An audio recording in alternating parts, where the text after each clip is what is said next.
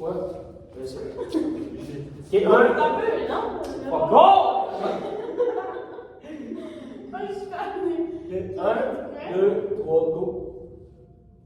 Bonjour tout le monde, aujourd'hui, Jérôme, Dorian. Mathis. et moi, Annabelle, allons vous parler, ou bien vous présenter le pays des États-Unis.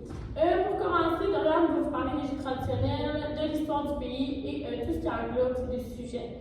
Mathis va vous parler des règles, des lois et des créateurs de jeux. Et Jérôme va vous parler des Olympiques et l'origine du sport. Donc, pour commencer, dans le fond, les États-Unis d'Amérique, c'est une république constitutionnelle fédérale composée de 50 États et d'un district fédéral. C'est le troisième pays le plus peuplé au monde, puisqu'il contient 330 millions d'habitants. Pour qu'est-ce qui est de système politique, c'est une démocratie représentative avec un système présidentiel fédéral. Dans le fond, le gouvernement il est divisé en trois branches distinctes. Il y a la branche exécutive, la branche législative et la branche judiciaire. Le représentant il est à la tête de la branche exécutive, il est élu environ tous les 4 ans. Le Congrès il est composé du Sénat et de la Chambre des représentants, lui, il s'occupe de la branche législative, puis la Cour suprême est l'instance judiciaire suprême du pays. Pour qu'est-ce qui est des jeux traditionnels ou extérieurs, dans le fond, même si les jeux vidéo et la technologie moderne ils prennent beaucoup de place aux États-Unis, les Américains ils, continuent de jouer à des jeux plus traditionnels qui sont très peu coûteux et simples à jouer. Donc, dans le fond, le premier, c'est le cache-cache, qu'on connaît tous un petit peu, c'est que tu vas te cacher, puis qu'il y en a un qui compte, puis qu'après, il vient essayer de te trouver. Ensuite, on a le 7-up, donc ça a été inventé vraiment aux États-Unis. Dans le fond, c'est que tout le monde baisse la tête, cache les yeux, puis lève son pouce en l'air, puis il y a 4 personnes en avant qui viennent baisser le pouce des personnes de leur choix. Puis quand tu lèves ta tête, il faut que tu essaies de deviner qui a baissé ton pouce. Ensuite, on a la marelle, donc, qui est un jeu au sol de pied que tu peux colorier avec la crêpe à terre. Ensuite, on a la balle au prisonnier, aussi appelé le dog ball. Dans le fond, c'est un jeu d'équipe. Les équipes s'affrontent en essayant d'éliminer les joueurs adverses en les touchant avec une balle. Quand tu es éliminé, il faut que tu rejoignes comme la prison, puis il y a un membre de ton équipe qui peut venir te libérer par la suite. Pour les jeux populaires actuels, même si les jeux extérieurs restent appréciés, c'est vraiment les jeux vidéo qui prennent beaucoup d'ampleur aux États-Unis. Donc, pour qu'est-ce qui est des jeux vidéo, dans le fond, c'est le premier marché au pays là, qui est vraiment dominant aux États-Unis. Il y a 165 millions d'adultes qui jouent aux jeux vidéo, puis ça représente près de 34 milliards de dollars générés. Dans le fond, il y a beaucoup de franchises emblématiques comme Call of Duty, Halo Grand Theft Auto et bien d'autres, mais vraiment le plus populaire c'est Minecraft. Il a été vendu à plus de 200 millions d'exemplaires juste aux États-Unis, donc on peut voir que c'est vraiment beaucoup populaire. Puis on estime qu'en 2025, ils vont faire une recette de 197 milliards de dollars américains. Pour qu'est-ce qui est des jeux mobiles, c'est aussi populaire, mais moins que les jeux vidéo. On a les jeux de base comme Candy Crush et ces affaires-là. C'est quand même une belle popularité. Puis en 2023, les jeux gratuits les plus populaires il étaient Monopoly Go, Roblox, Royal Match et Subway Surfer. Donc voilà. Pour qu'est-ce qui est ensuite des jeux de table, on a le Monopoly qui a été vraiment inventé aux États-Unis.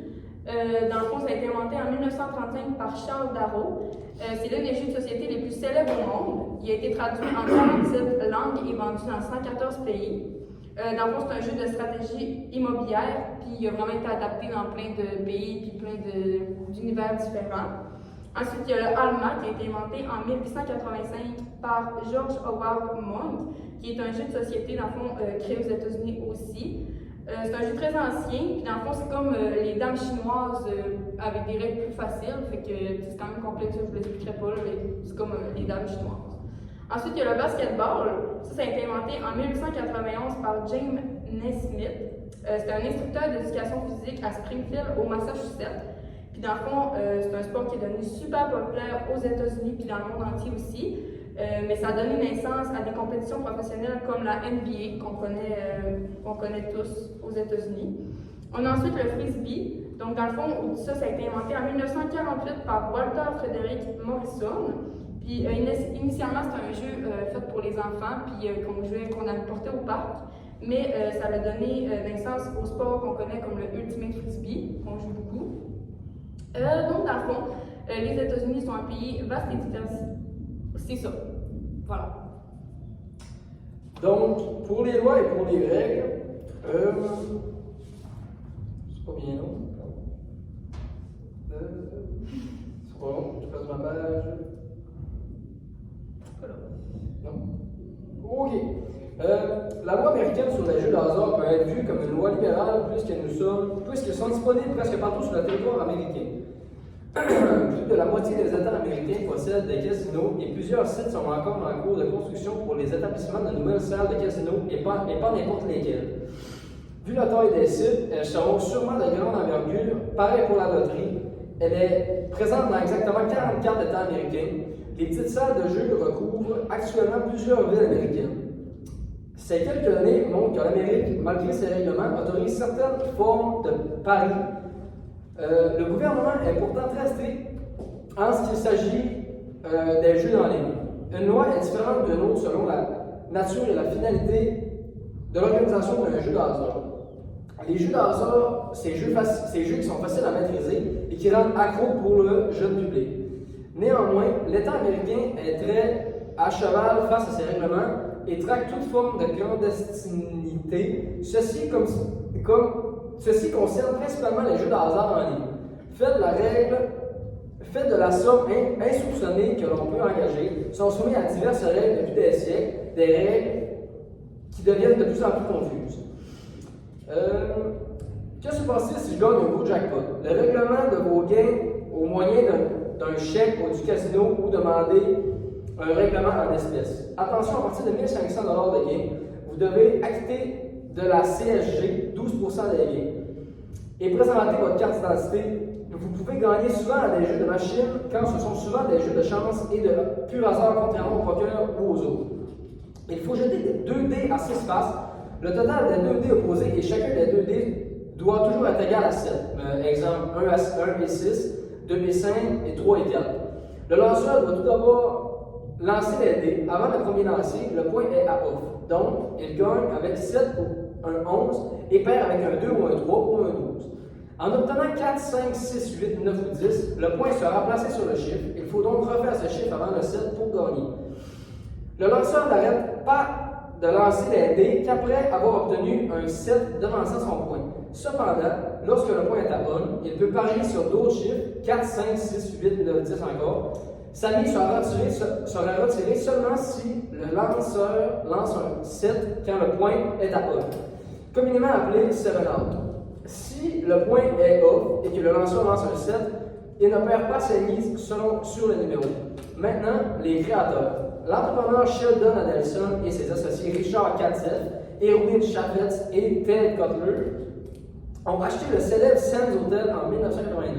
Ils ont ouvert le Sands Expo and Convention Center en face de l'hôtel en 1990. Adelson a fait ses débuts dans le monde des ordinateurs personnels.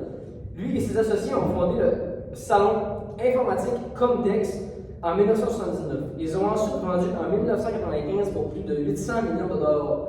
En 2004, Adelson a introduit en bourse. Donc, les lois aux États-Unis, selon les jeux de gambling, la régulation des jeux d'argent est principalement du ressort des gouvernements des États. Cependant, il existe des lois fédérales qui encadrent certains aspects du jeu d'argent, en particulier lorsqu'il s'agit de jeux transfrontaliers ou d'activités qui impliquent des communications interétatiques. Le Wire Act de 1961 est l'une des lois fédérales les plus importantes réagissant à les jeux d'argent. Il interdit l'utilisation de télécommunications pour faciliter les paris sportifs interétatiques. Cependant, son interprétation a évolué au fil du temps. En particulier en ce qui concerne les paris en ligne, le Professional and Amateur Sports Protection Act de 1992 a interdit les paris sportifs dans la plupart des États américains. Cependant, en 2018, la Cour suprême des États-Unis a jugé ce statut inconstitutionnel, ouvrant ainsi la voie à la légalisation des paris sportifs dans de nombreux États. En 2006, le gouvernement fédéral a adopté la Unlawful Internet Gambling Enforcement Act, qui vise à réglementer les transactions financières liées aux jeux d'argent en ligne. Cette loi qui n'interdit pas directement les jeux d'argent en ligne, mais elle rend illégale la conduite de certaines transactions financières alignées aux jeux d'argent en ligne. C'est tout? Ouais. Pour ce qui est des sports et l'histoire des Jeux olympiques concernant les États-Unis, ben, premièrement, il faut savoir que les États-Unis ont vraiment dominé, il existe une grande domination des Jeux olympiques, comme par exemple aux Jeux olympiques de Rio en 2016.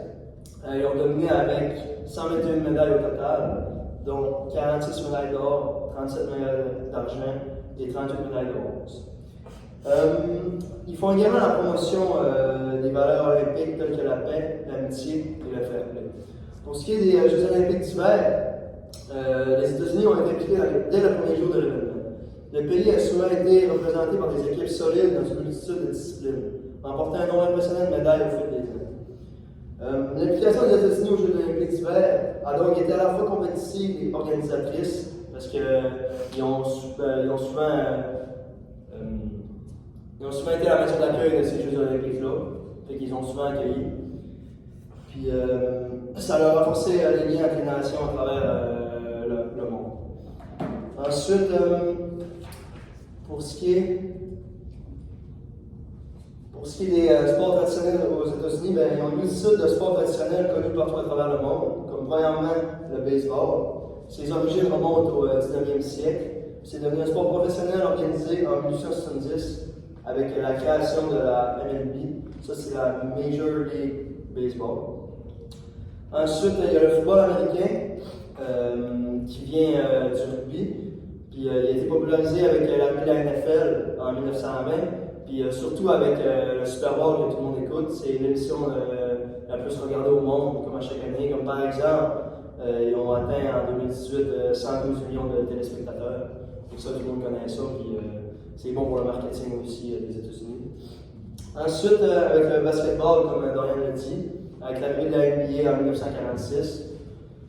Et le golf qui vient de l'Écosse, ça a été popularisé à la fin du 19e siècle. Puis avec le US Open qui se passe aux États-Unis en 1894. Ça a amené beaucoup de téléspectateurs parce que c'était pas tant connu. Puis avec cette émission-là, ça a été regardé puis ça a été popularisé. Puis pour ce qui est un peu plus des origines, le football américain, ça vient du rugby britannique.